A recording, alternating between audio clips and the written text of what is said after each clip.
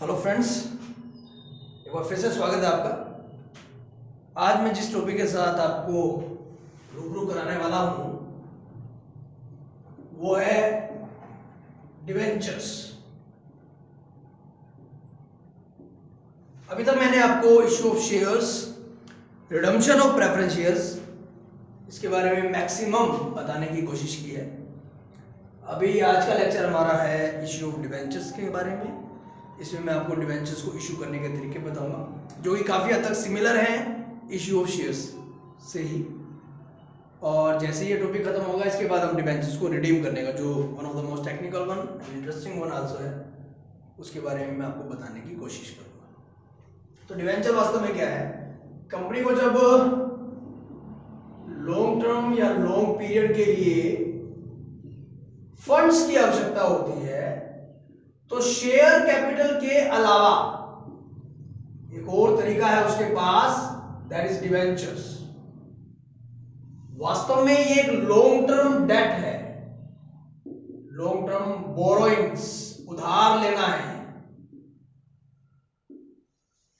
जिस तरीके से कंपनी शेयर्स इशू करके पैसा इकट्ठा करती थी तो कंपनी डिवेंचर्स को भी इशू करके पैसे इकट्ठा कर सकती है। जो दोनों में बेसिक फर्क है कैपिटल और डिवेंचर में, कैपिटल जब इशू की जाती है, शेयर कैपिटल जब इशू की जाती है तो जो शेयर होल्डर्स बनते हैं they are the owner of the company और उनको बदले में डिविडेंड मिलता है। जबकि डिवेंचर एक लोन के फॉर्म में होता है, कर्ज लिया गया है जिसके ऊपर एक निश्चित परसेंटेज से रेट ऑफ इंटरेस्ट दिया जाता है, जबकि शेयर कैपिटल को बदले में डिविडेंड दिया जाता है।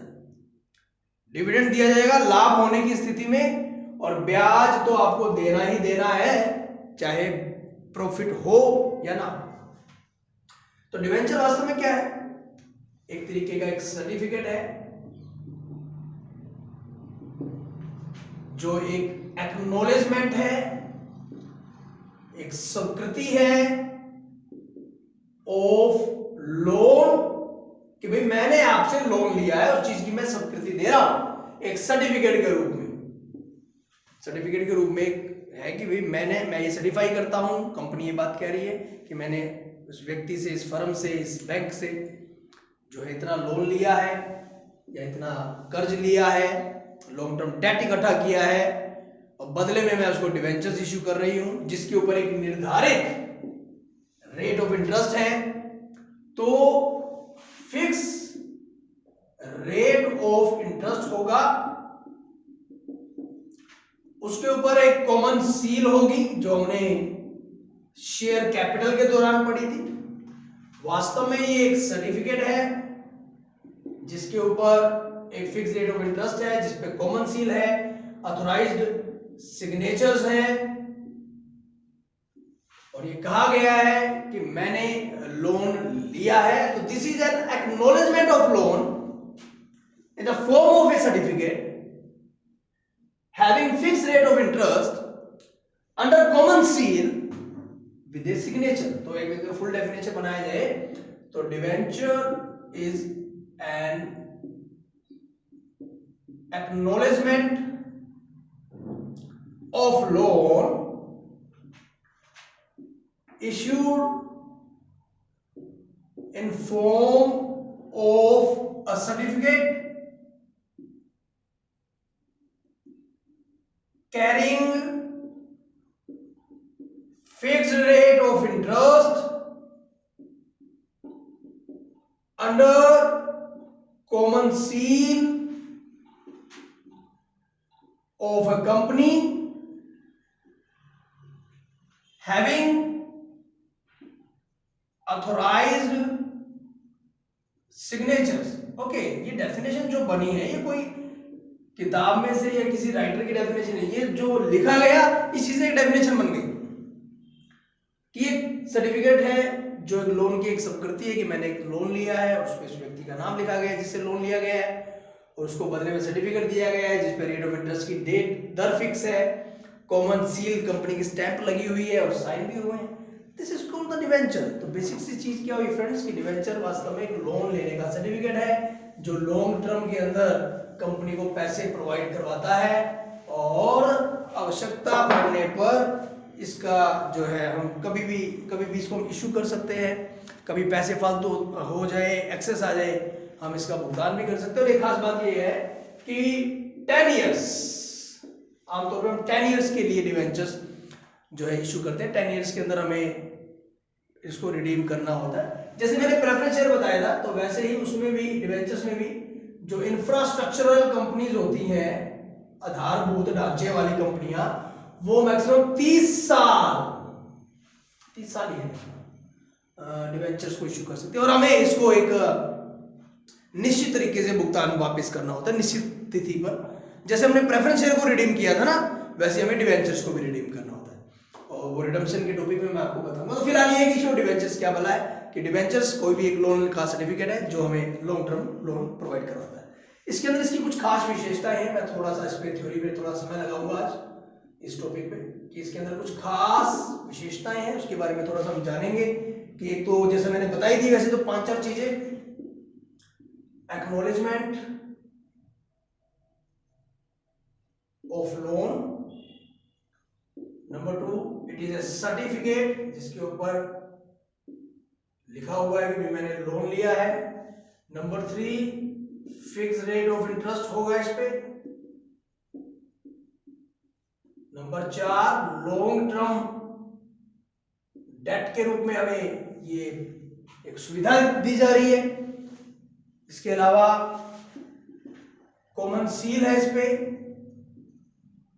सिग्नेचर्स हैं इस पे, ये कुछ विशेषताएं। एक्चुअली जो डेफिनेशन होती है वही उसकी विशेषताएं भी बन जाती है। इसी प्रकार 10 साल का टाइम पीरियड है, मैक्सिमम 30 साल जो मैंने बताया था इंफ्रास्ट्रक्चर कंपनी के लिए। यस 30 साल है, इसके अंदर कोई इश्यू नहीं है। और कॉमन सील भी हो गया। और इसके अलावा we are having yes charge on assets. Almost every debenture secured होते हैं, we can use the word secured. संपत्तियां गिरवी होती हैं। वो कितनी संपत्तियां गिरवी है वो मैं अभी थोड़ी देर में तुम्हें आपको एक और टॉपिक के अंदर पढ़ाता हूं इसके अंदर। और जो है ये हमारा एक लोन कैपिटल है, तो ये लॉन्ग टर्म लोन्स के रूप में नॉन करंट लायबिलिटी का पार्ट बन जाता है। तो ये कुछ विशेषताएं हैं डिवेंचर्स की, जो डेफिनेशन में ही क्लियर हो गया था सारा कुछ। तो इसमें एक और खास बात क्या है, फिक्स्ड रेट ऑफ इंटरेस्ट के साथ साथ संपत्तियां भी इस पे गिरवी रखी जाती है। तो डिवेंचर के साथ ही एक और शब्द है बॉन्ड। आमतौर पे पहले ना ये गवर्नमेंट सेक्टर के द्वारा इशू किया जाता था। ये भी लोन लेने का तरीका है, लॉन्ग टर्म डेट है, डिवेंचर्स का ही एक रूप है। पहले गवर्नमेंट सेक्टर था, लेकिन अब ये सेमी गवर्नमेंट सेक्टर के द्वारा भी, मतलब कोई भी अब बॉन्ड्स को इशू कर सकता है, नो इशू।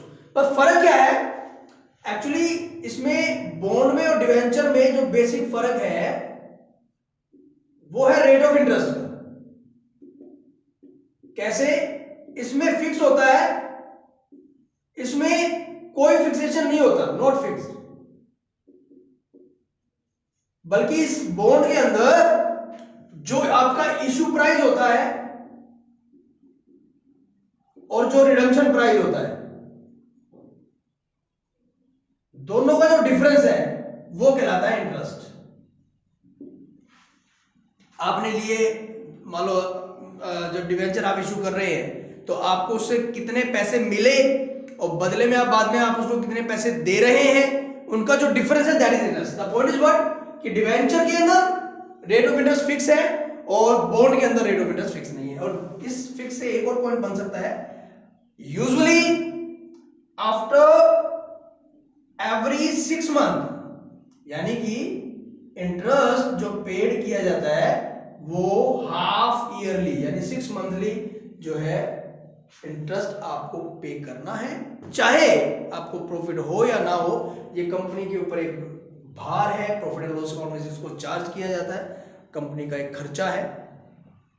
और डिवेंचर्स का भुगतान ना होने की स्थिति में, लोन या ब्याज का भुगतान अगर ना हो तो डिवेंचर होल्डर कंपनी पर केस कर सकते हैं, कंपनी के द्वारा गिरवी रखी गई संपत्तियों को बिकवा सकते हैं और कंपनी के ऊपर नेगेटिव इंपैक्ट पड़ता है। तो क्वेश्चन आ सकता है कि फिर डिवेंचर इशू क्यों किए जा रहे हैं, what is the need of debenture. हम केवल शेयर कैपिटल से भी तो काम चला सकते हैं, लेकिन जो हम लोग डेट इक्विटी रेशियो कभी आपने सभी ने पढ़ा होगा, कंपनी अपने जब फंड्स इकट्ठे करती है तो वो डेट और इक्विटी दोनों से प्राप्त करती है, क्योंकि डेट पे दिया जाने वाला जो ये ब्याज है, इंटरेस्ट जो है, ये जो इंटरेस्ट दिया जा रहा है, ये इंटरेस्ट एक एक्सपेंस है। प्रॉफिट एंड लॉस में इसको हम खर्चे के रूप में दिखा सकते हैं, जिससे हमारे प्रॉफिट्स कुछ कम हो जाएंगे और हमें टैक्स में भी छूट मिलेगी। लेकिन शेयर होल्डर को बदले में सिर्फ और सिर्फ डिविडेंड दिया जाएगा, they are the company owners, उस पर टैक्स भी देना पड़ता है। तो जो व्यवस्थाएं हैं कंपनीज एक्ट की, वो ये कहती है कि अगर कोई भी कंपनी लॉन्ग टर्म फंड्स इकट्ठा करना चाहती है तो उसे डेट्स यानी कि डिवेंचर्स बेसिकली और इक्विटी यानी शेयर कैपिटल दोनों के थ्रू प्राप्त करना चाहिए। तो दैट इज आवर रीजन कि हम लोग डिवेंचर्स को भी इशू करते हैं। तो this is debenture and bond. जैसा मैंने बताया, basic difference is rate of interest. मैं थ्योरी का इसमें एक टॉपिक और बताता हूं आपको, फिर मैं इसके प्रैक्टिकल पोर्शन की तरफ हम मूव करेंगे, जो कि बिल्कुल सिमिलर है जैसे हम लोगों ने इशू ऑफ शेयर्स के अंदर पढ़ा था। तो डिवेंचर्स के मैं अब एक टॉपिक जो करवा रहा हूं वो है टाइप्स ऑफ डिवेंचर्स। सबसे पहला है सिक्योर्ड। जैसे नाम से स्पष्ट है, इस पे जितने भी सारे डिवेंचर सिक्योर्ड होते हैं, अनसिक्योर्ड होते ही नहीं एक्चुअली। तो सारे डिवेंचर सिक्योर्ड है, नथिंग इज मेंशन्ड। अगर कुछ मेंशन ना हो तो इसका मतलब डिवेंचर सारे सिक्योर्ड है। चार्ज दो प्रकार का हो सकता है, fix charge and floating charge. संपत्तियों का जो गिरवी हम जो रख रहे हैं, फिक्स चार्ज में क्या होता है कि जो संपत्ति गिरवी रखी गई होती है, जो भी मॉर्गेज जो एसेट्स प्लेज की गई है, जो गिरवी रखी गई है, company can not sell those assets, उन संपत्तियों को बेच नहीं सकती। लेकिन जो फ्लोटिंग चार्ज होता है वो सभी संपत्तियों पर होता है, तो कंपनी उन संपत्तियों को बेच भी सकती है, कोई इशू नहीं है। तो इस पे अगर बेच देंगे तो फिर डिवेंचर होल्डर के पास तो कुछ भी नहीं बचेगा। तो इसमें क्या होता है कि जैसे ही कंपनी को न्यू संपत्ति परचेज करती है तो वो भी ऑटोमेटिकली गिरवी मान ली जाती है। तो फ्लोटिंग चार्ज के अंदर क्या है कि कंपनी को पूरा अधिकार होता है संपत्ति को कैसे भी यूज करे, बेचे, लेकिन वो गिरवी होती है डिवेंचर्स के पास। और फिक्स चार्ज में एक पर्टिकुलर एसेट्स होती है जो गिरवी रखी गई है, कंपनी उसको यूज नहीं कर सकती, सेल नहीं कर सकती, और डिवेंचर्स पहले उस संपत्ति को बेच के अपना पैसा प्राप्त करेंगे, बाकी फिर उसके बाद अन्य तरीकों से, अगर उनके पैसों का भुगतान नहीं हो रहा है। तो सिक्योर डिवेंचर्स में सिंपल सा टर्म ही कि कंपनी के पास लगभग जितने भी डिवेंचर्स हैं, डिवेंचर इशू किए हैं, वो सारे सिक्योर्ड होंगे। नंबर 2 अनसिक्योर्ड, नाम से स्पष्ट है, कोई भी डिवेंचर अनसिक्योर्ड है ही नहीं, कुछ भी ना लिखा हो तो वो डिवेंचर सिक्योर्ड ही माना जाता है। इसी प्रकार थर्ड वन है रजिस्टर्ड डिवेंचर। ये थोड़ा सा जानकारी वाला है। जिस प्रकार शेयर्स को ट्रांसफर किया जा सकता है, डिवेंचर्स को भी ट्रांसफर किया जा सकता है। तो अगर वो डिवेंचर्स रजिस्टर्ड है तो रजिस्टर्ड डिवेंचर को एक व्यक्ति से दूसरे व्यक्ति को ट्रांसफर करने के लिए एक फॉर्म फिल करना पड़ेगा, जो कंपनीज के पास है फॉर्म, वो रजिस्टर्ड डिवेंचर्स को ट्रांसफर करने के लिए। यानी कल को जब पेमेंट की जाएगी तो जिस व्यक्ति का नाम कंपनी के पास रजिस्टर होगा उसी व्यक्ति को मेन अमाउंट प्लस ब्याज का भुगतान किया जाएगा। तो इसका मतलब ये है कि स्टार्टिंग में जिसको डिवेंचर इशू किए उसके नाम तो वो सर्टिफिकेट था ही, उसका नाम तो कंपनी के रजिस्टर्ड में रजिस्टर ही था, और अगर कंपनी के पास वो फॉर्म ना भरा जाए या रजिस्टर्ड डिवेंचर्स को आप ट्रांसफर करना चाहते हैं तो बिना परमिशन के, बिना इस फॉर्म को भरे आप ट्रांसफर नहीं कर सकते। मतलब लास्ट में जो पैसे मिलेंगे वो सही व्यक्ति को मिलने चाहिए, दैट इज द मेन। एक इसी का एक और बना सकते हैं बियरर, वाहक। जैसे चेक होता है, अगर चेक गुम हो जाए तो जिसके पास चेक लग गया वो उसके पैसे वो कैश करवा सकता है। बियरर डिवेंचर भी इसी प्रकार का है कि जिसके अंदर कोई फॉर्म भरने की आवश्यकता नहीं है, उस व्यक्ति का नाम रजिस्टर में रजिस्टर्ड नहीं है। अंत में जिस व्यक्ति के पास वो डिवेंचर सर्टिफिकेट होगा कंपनी उसे पैसे दे देगी। तो ये बियरर डिवेंचर होगा, उसका कंपनी में नाम रजिस्टर होने की आवश्यकता नहीं है। इसी प्रकार नंबर 5 पे आपके पास जैसे स्टार्टिंग में ही नाम आ गया था रिडीमेबल एंड 6 आप बना सकते हैं नॉन रिडीमेबल या इरिडीमेबल। नाम से ही स्पष्ट है, ऐसे डिवेंचर जिसको आपको एक निश्चित समय के बाद पैसे वापस करने हैं, और वो मैंने बताया भी है आपको 10 to 30 इयर्स मैक्सिमम है। और इरिडीमेबल नाम से कोई डिवेंचर होता ही नहीं है, कोई ऐसा डिवेंचर नहीं मिलेगा आपको जिसको हम रिडीम नहीं करेंगे। तो these are the simple types actually. And the 7th one is convertible debentures. क्योंकि ये सारी चीजें ना हम लोगों ने प्रेफरेंस शेयर्स में भी पढ़ी थी, इसलिए मैंने इसमें आपको डिटेल ना बता कर केवल इनका मीनिंग बताया है। सिक्योर्ड जो सिक्योर है डिवेंचर, अनसिक्योर्ड जहाँ पर कुछ भी गिरवी नहीं रखा गया, रजिस्टर्ड जो जिसका नाम कंपनी के रजिस्टर में रजिस्टर्ड है, बियर जिसके पास भी वो सर्टिफिकेट होगा तो उसे पैसे मिल जाएंगे, रिडीमेबल जिसका एक निश्चित समय के बाद पैसों का भुगतान करना है, इरिडीमेबल जिसका पैसे नहीं मिलेंगे, ऐसे डिवेंचर नहीं होते। कन्वर्टिबल डिवेंचर फुली और पार्टली कन्वर्टिबल। कंपनी ऑप्शन दे रही है कि आप सारे के सारे डिवेंचर्स को भी इक्विटी शेयर्स में या और डिवेंचर्स में आप कन्वर्ट करवा सकते हैं, चाहे वो सारे करवाएं, चाहे आप अपने डिवेंचर का एक हिस्सा कन्वर्ट कराएं। तो कंपनी ने परमिशन दे रखी है डिवेंचर होल्डर्स को कन्वर्ट करवाने की। और these are called the convertible debentures. तो these are 7 types of debentures की किस प्रकार से डिवेंचर्स काम करते हैं, डिवेंचर्स के प्रकार क्या है, डिवेंचर खुद क्या है, रेट ऑफ इंटरेस्ट कैसे काउंट होगा, एक्सेट्रा एक्सेट्रा। उसके लिए एक फिक्स दर शुरू में दे रखी होगी, जिस प्रकार से प्रेफरेंस शेयर पे डिविडेंड की दर फिक्स होती है, उसी प्रकार डिवेंचर्स पर भी रेट ऑफ इंटरेस्ट फिक्स होता है। तो this is a simple topic, actually share से ही रिलेटेड है, इसलिए इसकी जनरल एंट्रीज भी ऑलमोस्ट सेम है जैसे हम लोगों ने शेयर्स के बारे में पढ़ा था। तो मैं आपको कोई इसकी जनरल एंट्री ना बताकर सीधा मैं आपको सम बताता हूं कि how this debentures general entries work. Just look at this now. Company ने 1 लाख डिवेंचर्स 8% 100 रुपए का एक इशू किया एट पार।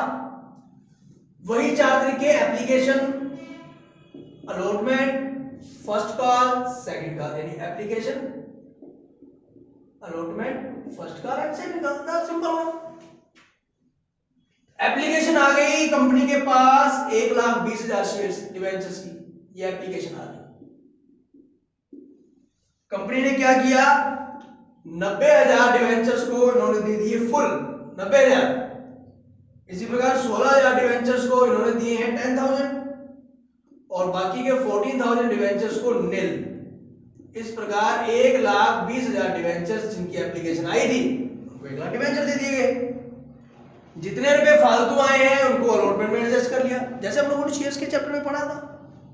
और इसी प्रकार ये कह रहा है सारे रुपए आ गए 2,000 डिवेंचर्स पर फाइनल कॉल प्राप्त नहीं हुई। कहता क्वेश्चन कीजिए। तो फ्रेंड्स हमारे पास बहुत सिंपल से क्वेश्चन है। पहले हम लोग लिखते थे bank account debit to share application, तो जहां पर शेयर वर्ड यूज होता था वहां अब डिवेंचर वर्ड यूज होगा। जहां शेयर कैपिटल टोटल जो एक फॉर्मेशन बना था, मेन अमाउंट जो नाम था शेयर कैपिटल, वहां पर अब नाम आएगा डिवेंचर। कैपिटल वर्ड लगाने की जरूरत नहीं है, दैट इज ओनली डिवेंचर, क्योंकि वो लॉन्ग टर्म लोन के रूप में है, that is not the capital actually. तो उसको हम सिर्फ डिवेंचर का नाम देंगे। और ये जो दर जो रेट इसके साथ लगाया गया है ये साथ साथ इसके लगाते चले जाएंगे हर एक चीज के अंदर।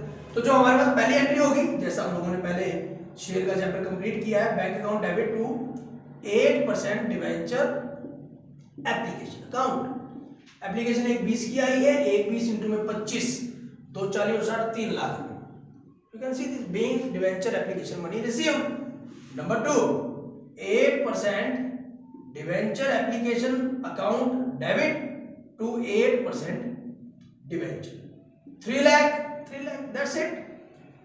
Oh, इसके अंदर हमें एडवांस मिला है, इसमें हमें एडवांस मिला है फ्रेंड्स, एडवांस मिला है। We have to see this. जिस प्रकार से शेयर कैपिटल में वास्तविक अमाउंट जाता था, डिवेंचर में वास्तविक अमाउंट जाएगा। 1 लाख शेयर पे 25 रुपए के हिसाब से 2.5 लाख रुपए आएंगे। तो जिस प्रकार से हमने इसमें वर्किंग नोट्स बनाया था, एक्सेस एप्लीकेशन मनी रिसीव, वैसे इसमें बनाएंगे। 16,000 डिवेंचर्स की एप्लीकेशन मिले, 10,000 फालतू हो गए 6,000 debentures. At the rate of 25। तो हमारा स्टार्टिंग से मैंने जो है आपको फिगर्स गलत हो गया हमारे। एक 20 को 25 से मल्टीप्लाई किया गया, इट वॉज 30 लाख। और इसके बाद जो हम लोगों ने यहां दिखाना है 30 लाख। 8% डिवेंचर 1 इंटू में, ये फिगर्स की कैलकुलेशन गलत है आज, 25 लाख और 6000 शेयर पे 1.5 लाख। तो ये सारे के सारे रुपए किस में एडजस्ट हो जाएंगे फ्रेंड्स? डिवेंचर अलॉटमेंट अकाउंट में 1.5 लाख रुपए इकट्ठे हो गए। बाकी जो रुपए जिसको हमने कुछ भी नहीं दिया उसके पैसे वापस करेंगे। 40,000 इंटू में 25, 3.5 लाख। तो ये है फ्रेंड्स पहली दो एंट्रियां एप्लीकेशन से रिलेटेड। एंट्री नंबर 3, हम लोग डिवेंचर अलॉटमेंट मांगेंगे। 8% debenture allotment account debit. Okay, 25 रुपए के हिसाब से 1 लाख पर 25 लाख, शुरू में इसको 2.5-3 लाख रुपए ले लिया, एक जीरो कम कर दी, to 8% debentures 25 lakh, done. Fourth entry में आपको पैसे मिलेंगे friends, bank account debit to 8% debenture allotment, पूरे के पूरे 25 लाख रुपए आपको प्राप्त हो जाएंगे, डन। एंट्री नंबर 5, हम मांगेंगे first call. Entry will be 8% debenture first call account debit to 8% debenture. How much? 30 into में 1 लाख, 30 लाख। हमें पैसे मिल जाएंगे सारे के सारे। Bank account debit to 8% debenture first call, how much? Again 30 lakh, alright. Seventh entry, 8% debenture second call account debit to 8% debenture, again कितने हैं? 20 lakh. And the last entry will be bank account debit to 8% debenture second call. अब हमें पता चलता है कि हमें second call के पैसे नहीं दिए गए। 2000 डिवेंचर पर 20 रुपए के हिसाब से 40,000 रुपए नहीं आए, तो हमारे को कितने रुपए प्राप्त हो जाएंगे? 19,60,000। 20 दूनी 40। Yes, simple thing is this. तो ये हमारा क्वेश्चन हो गया फ्रेंड्स कि किस प्रकार हम इसको इश्यू करेंगे। थोड़ा सा और चेंज करें, एट प्रीमियम ले लें। मान लो 100 वाला शेयर 10 रुपए प्रीमियम पे, तो 110 रुपए का हो गया। ये 10 रुपए प्रीमियम यहां आएगा अलॉटमेंट के टाइम, इसी को कर देते हैं। फिर लीजिए फ्रेंड्स, ये प्रीमियम यहां आया तो ये दो एंट्रियां चेंज हो जाएगी।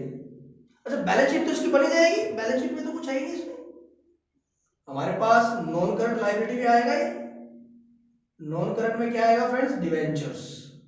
कितने डिवेंचर्स हैं दोस्तों? 1 लाख गुना में 100, 1 करोड़ रुपए के डिवेंचर्स।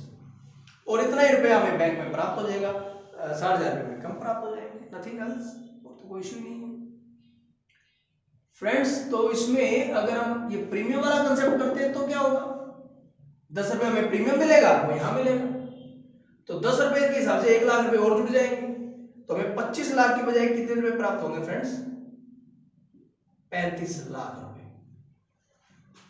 और 35 लाख में वास्तव में अमाउंट कितना था? 25 लाख। और 10 लाख किस चीज का था? सिक्योरिटी प्रीमियम का 10 लाख रुपीस। और ये हमें बैंक से 35 लाख रुपए प्राप्त हो जाएंगे। अगेन द सिंपल सम। इसी प्रकार अगर हम चाहें तो हम डिवेंचर्स को डिस्काउंट पर भी इश्यू कर सकते हैं। इसी को दोबारा करें कि अगर 100 वाला जो डिवेंचर था वो 95 में इश्यू किया गया। ओके, इसी को थोड़ा चेंज कर रहा हूं, बाकी एंट्री सेम है। ये 25, 25, 50, 100 गए, तो अब ये ले लो 20 रुपए, यानी 25 रुपए का था, 5 रुपए डिस्काउंट हो गया। फिर से ये वाली दो एंट्री चेंज करनी पड़ेगी। मैं इसको साफ कर देता हूं, बाकी एंट्री सेम है, बाकी एंट्री सेम है, नथिंग इज देयर। सबसे पहले हम डिवेंचर्स का अलॉटमेंट मांगेंगे। 8% debenture allotment account debit to 8% debenture. Debenture में पूरा अमाउंट जाएगा जो है वास्तविक 25 रुपए, 25 लाख, लेकिन अलॉटमेंट में कितने आ रहे हैं? 20। 20 लाख, तो 5 लाख क्या हो गया डिस्काउंट, एंट्री क्या होगी discount on issue of debenture account debit, और अंतिम एंट्री में क्या होगा friends, bank account debit to 8% debenture allotment 20 lakh कर दिस ना, अगेन द सेम सर्विस, कोई इशू नहीं है इसमें। अभी ये देखिए इसको हम ना फॉरफिट नहीं करते, तो यहाँ पे जैसे 40,000 रुपये कम मिले हुए, तो तुम आप यहाँ इसको लिख सकते हो कॉल्स इन एरियर्स, ताकि हम बैलेंस पूरा कर सके, इसकी आवश्यकता नहीं पड़ती है वैसे, परंतु हमें क्योंकि बैंक का अमाउंट पूरा दिखाना है और बैलेंस शीट पूरी बनानी होती है, तो we will use the word calls in arrears.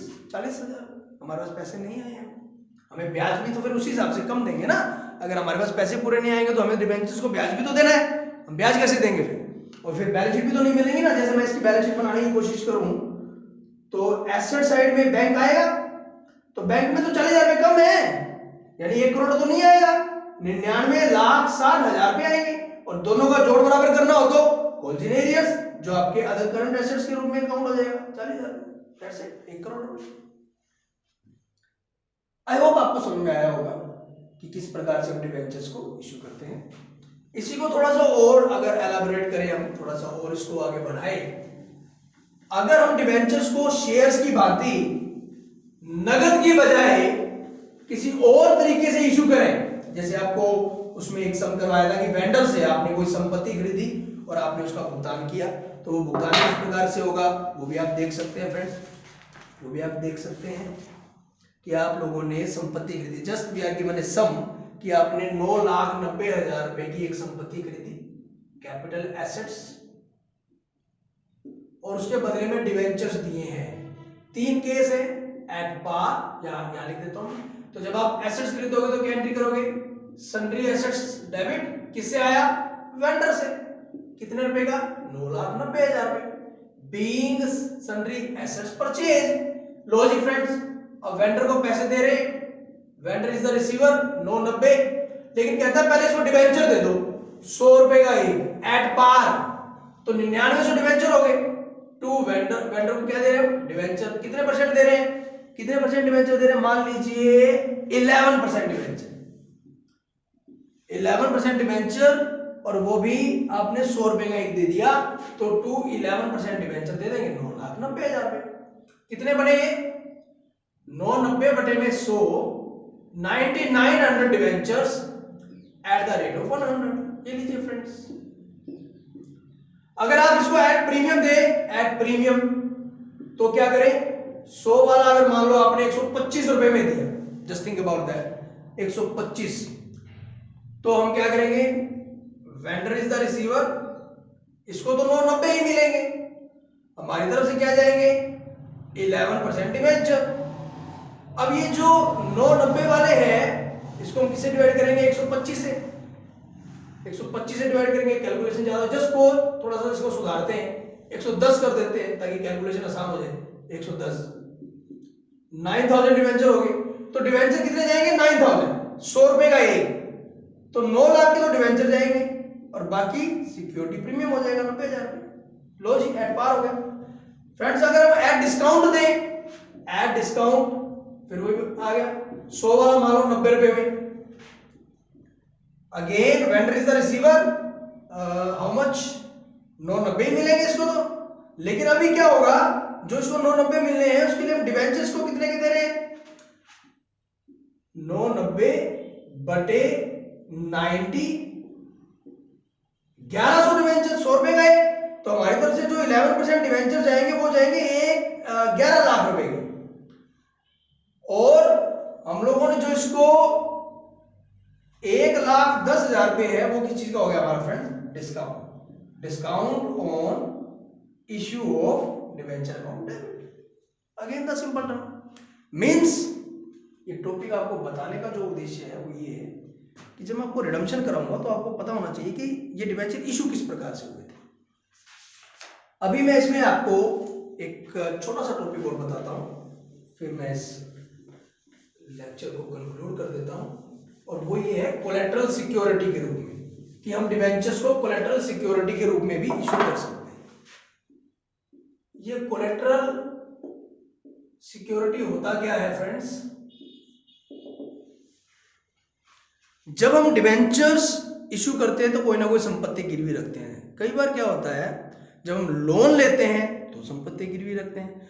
मान लो बैंक से लोन लिया है तो हमने जो संपत्ति गिरवी रखी है, अगर बैंक को लगता है कि ये संपत्ति सफिशिएंट नहीं है तो उस स्थिति में बैंक वाले जो है हमसे कुछ और संपत्ति की डिमांड कर सकते हैं, तब हम डिवेंचर्स को भी गिरवी रख सकते हैं। अब डिवेंचर तो कोई एसेट है ही नहीं, उसको गिरवी कैसे रख देंगे? तो यहां पर समझने वाली बात यह है कि कल को अगर बैंक के लोन का भुगतान नहीं होता है तो बैंक उस जो है उन्होंने जितना भी लोन दिया है उससे रिलेटेड जो संपत्ति गिरवी रखी थी उसको बेच सकते हैं। बेचने के बाद जो